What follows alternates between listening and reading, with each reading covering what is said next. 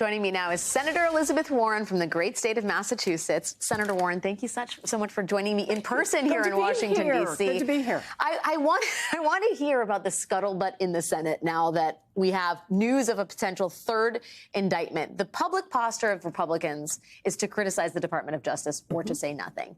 Do you get the sense in the hallways that this is actually affecting them, that there may be some sense of chagrin, remorse? They got nothing to say. Absolutely nothing. Did not happen. Wow. Yep.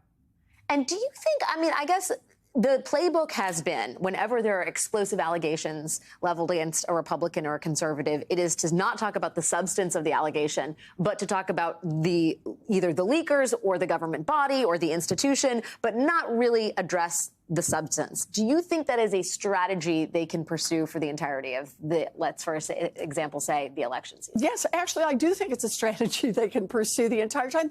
They have so much practice at it, and they are so good at it. They just have constructed an alternative reality where it's not about what really happened on January 6th, what they experienced, what we experienced. It's really about, nope, we all have read now the same story, and we're all going to stick to that story and just answer consistent with the story. I know at the risk of sounding naive about this, I remember, I'm old enough to remember the 2020 race, previous races in American history where members of the same party could disagree with each other, where they could, in fact, level criticisms at one another. Do we have the sound, the amazing sound from when you were running for president and Michael Bloomberg entered the race? Can we play this sound, please, just as an example of what can happen sometimes? I am very proud of the fact that about 2 weeks ago, we were awarded we were voted the the best place to work, second best place in America. If that doesn't say something about our employees and how happy they are, I don't know what does. Senator Warren, you've been critical of Mayor Bloomberg on this issue. Yes, I have, and I hope you heard what his defense was. I've been nice to some women. That just doesn't cut it. The mayor has to stand on his record, and what we need to know is exactly what's lurking out there.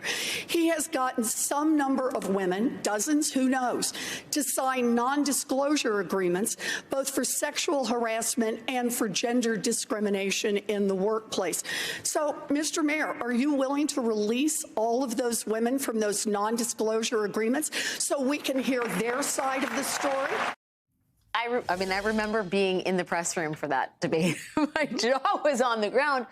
But, you know, it was a substantive. I bet it is. It was a super substantive, really important exchange. What you brought up is something that the Democratic electorate at least really was interested in, needed to hear. How is it that that can only happen? It seems like on the Democratic side of the aisle, there's no internal questioning in the Republican Party at this point. You know, I actually do think there is a difference here, and that is on the Democratic side. And I'm not going to say we are perfect by any stretch, but there really is a disciplining effect, not just from the leaders, but people. So we get things wrong. We make mistakes. We say things that turn out that when you do the fact check, it's not that way.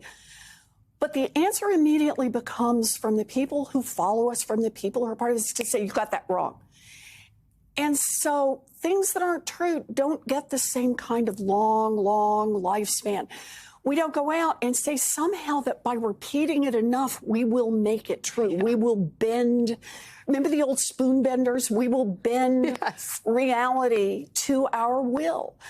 That for all of our faults, I do believe that what Democrats are trying to do is deal with a real world, trying to help people really, and trying to hold themselves to a standard of let's at least keep trying to get it right and talking about the things that will affect that reality and what we can do. It increasingly feels like on a host of issues that holds true, right? That Democrats are intent on solving actual real world problems. Real world problems. And Republicans are intent on standing on sort of ideology and creating sort of litmus tests. I mean, and the example I'd point you to is Senator Tommy Tuberville, right? Here he is effectively blocking nominations in the military out of a sort of ideological fight about abortion provisions and abortion payment for abortions in the U.S. military. The idea is that the U.S. military must change its policy on women's reproductive freedom in order for the military to staff up appropriately. That's right. So remember what this is. The Department of Defense has said that if a member of the active duty military who has been stationed in a place where they cannot get access, or their immediate family cannot get access to reproductive rights, reproductive services that they need, then the military will say you can take time and go to another place and we will help pay for travel. That's it. That's all they're doing. When you get there, you got to pay for it yourself. But we will at least make this possible. And we heard today in the Senate Armed Services Committee testimony that about 40% of the women who are serving in the military right now live in have been stationed in states that have very limited access to abortion services and to certain other services that they may need, for example, in the aftermath of a miscarriage.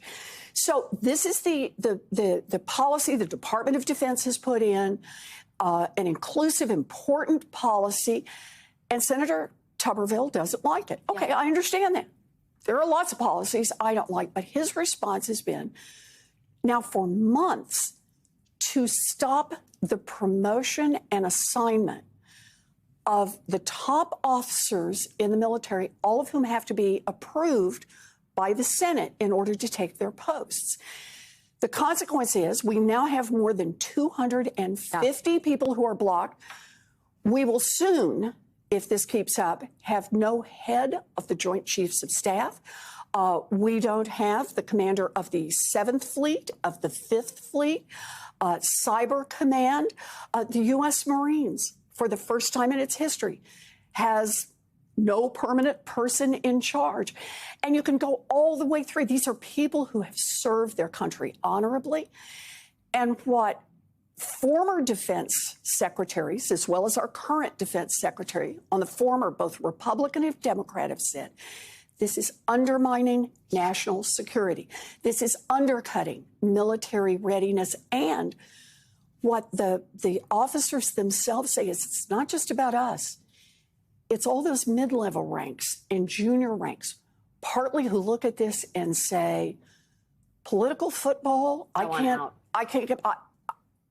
want to stay around for this. So this costs us, and it costs us every day that it goes on. Well, and it's the U.S. This is a Republican holding up the U.S. military, affecting its readiness on an issue that, by the way, is absolutely terrible politics for Republicans in terms of their extreme stance on reproductive freedoms. Yes, and yet where are those Republicans? Who's speaking out and saying he has got to put a stop to this? And now tie it back to democracy. We voted in the Senate Armed Services Committee. You know, we just put together the military budget. I sit on this committee. I'm the head of the personnel subcommittee on this. So the Republicans introduced an amendment to change that particular policy on access to reproductive health care. And it lost. This is, we had the vote in the committee and it lost. Now, in a democracy, when we have a vote and the majority says, nope, we ratify the policy. The policy as it is what we here in the Senate want to see.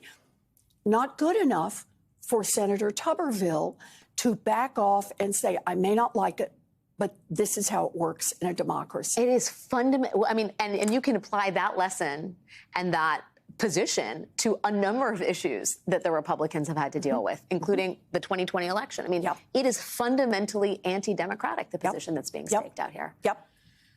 Senator Warren, I live in New York City, but I like coming to Washington, D.C. because it means a chance to sit down and chat with you about many things. Unfortunately, we are out of time for this segment, but thank you so much for your time and your patience up on Capitol Hill. We are deeply appreciative. It's so good to see you, Alex. Let's do it again. Please do.